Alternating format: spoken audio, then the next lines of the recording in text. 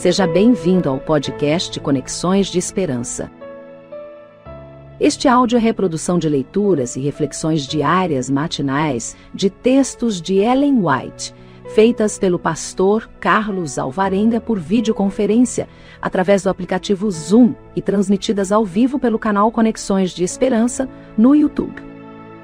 Nosso desejo é que sua experiência com Deus seja enriquecida com o que você vai ouvir a seguir. Hoje as nossas considerações estão baseadas no livro Atos dos Apóstolos, no capítulo 8.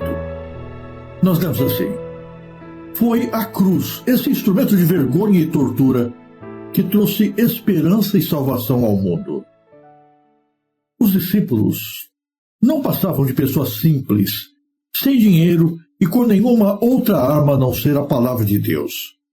Entretanto, na força de Cristo, eles saíram para contar a maravilhosa história da manjedoura e da cruz, e para triunfar sobre toda a oposição. Sem honra ou reconhecimento terrestres, foram heróis da fé. De seus lábios saíam palavras de divina eloquência que abalaram o mundo.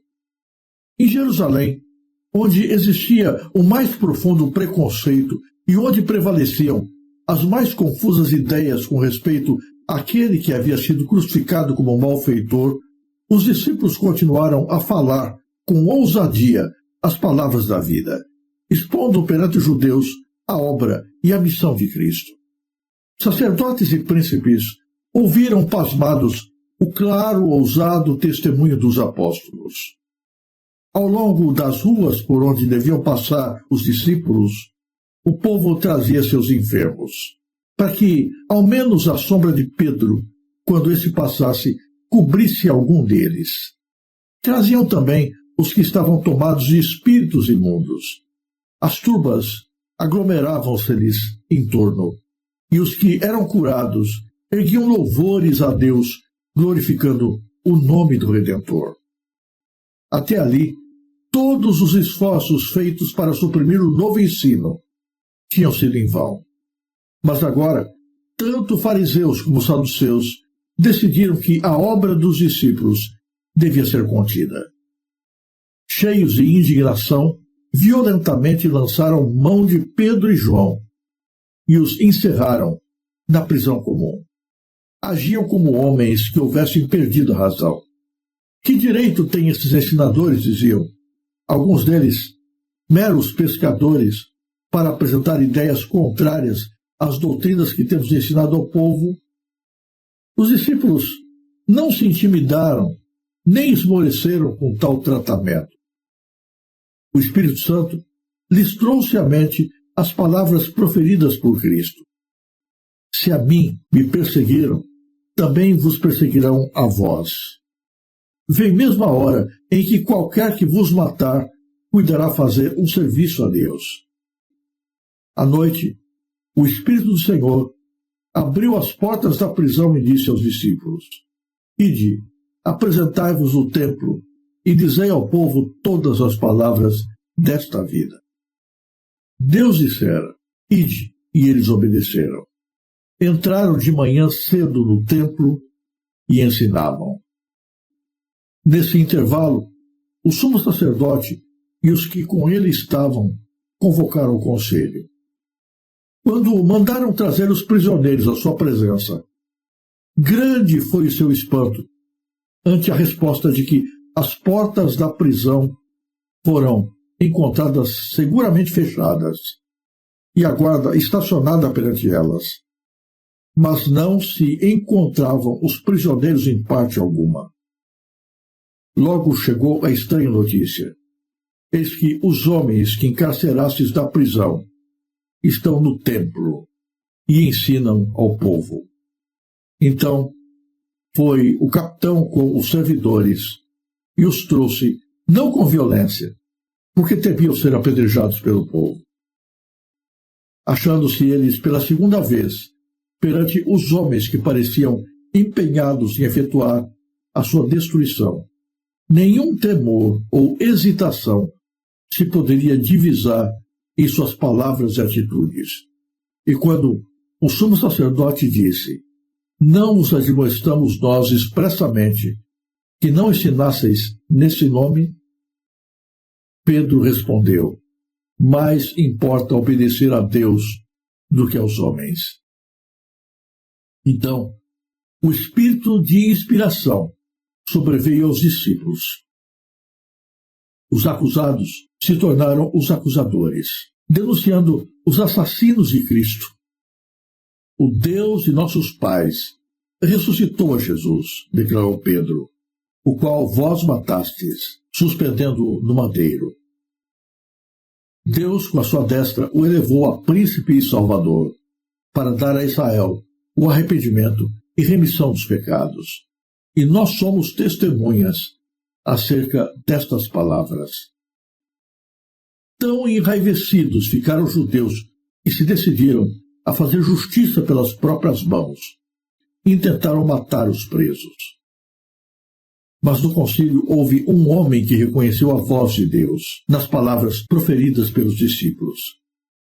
Esse homem foi Gamaliel, fariseu de boa reputação e homem de saber e de alta posição. Pediu que os presos fossem afastados.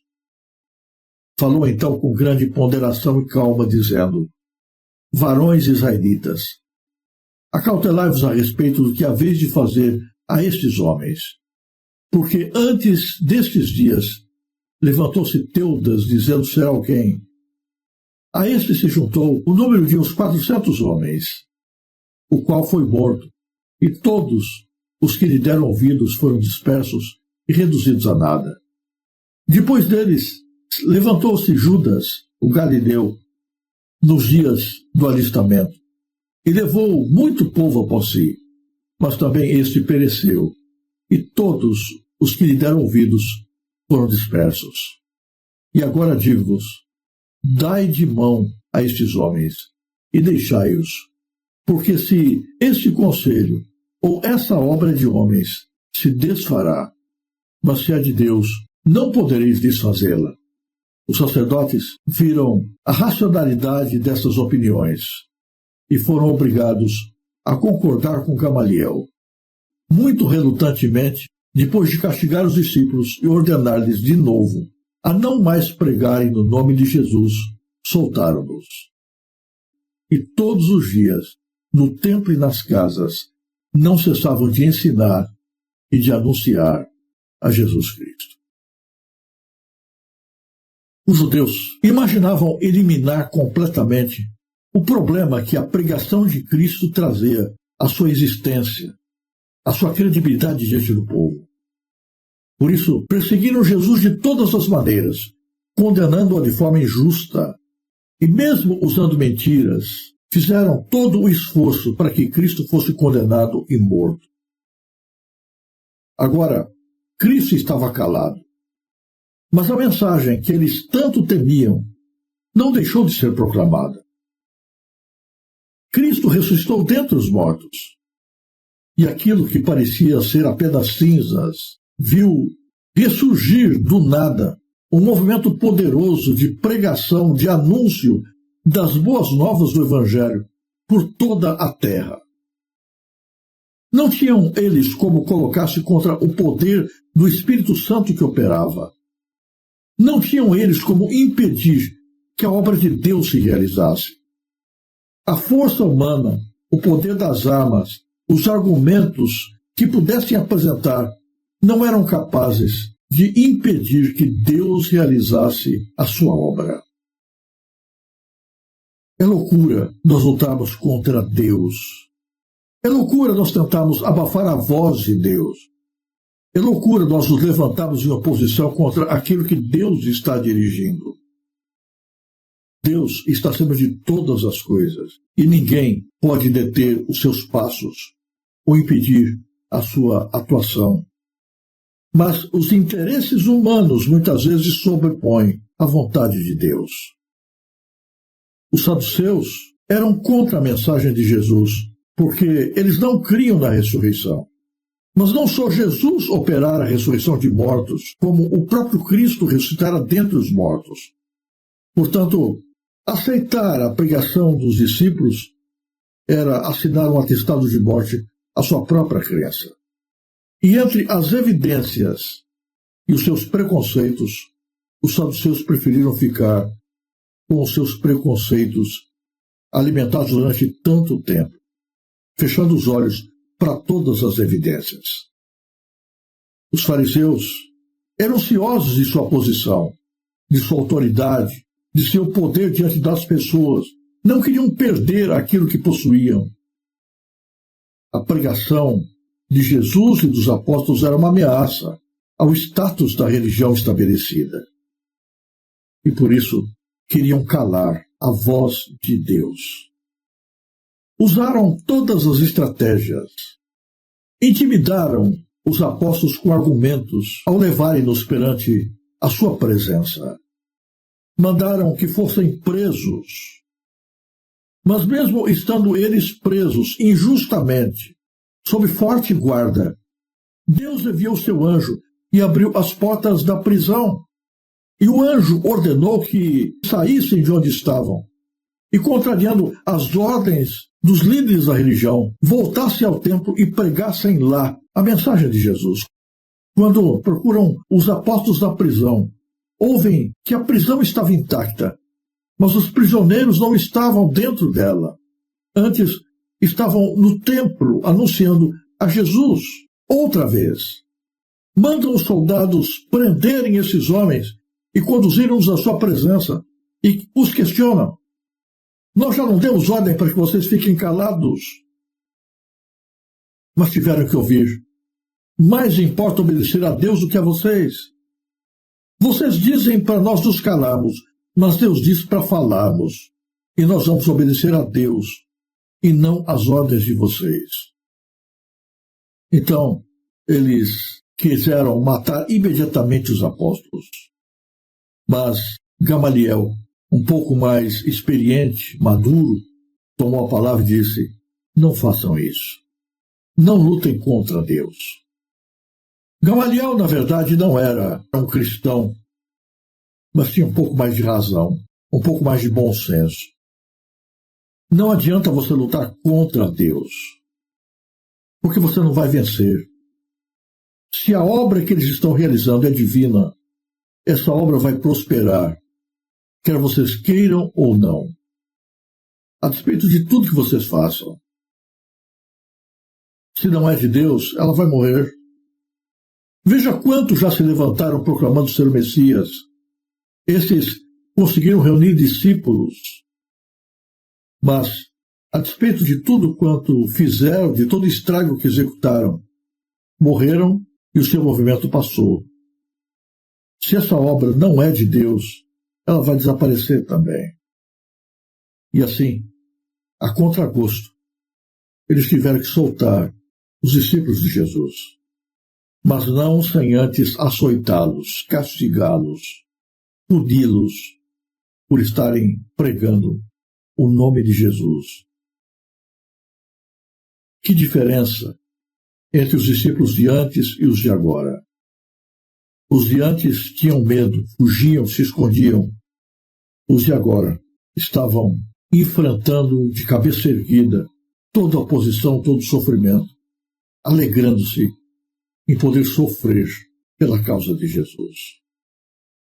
Que diferença faz a presença do Espírito Santo na vida? Que diferença faz a convicção de que nós servimos a um Cristo vivo? Que diferença faz sabermos que Deus está conosco todos os dias, até a consumação dos séculos? Que diferença faz nós sabemos que estamos cumprindo uma missão que vem de Deus? Nada pode nos deter ou nos calar.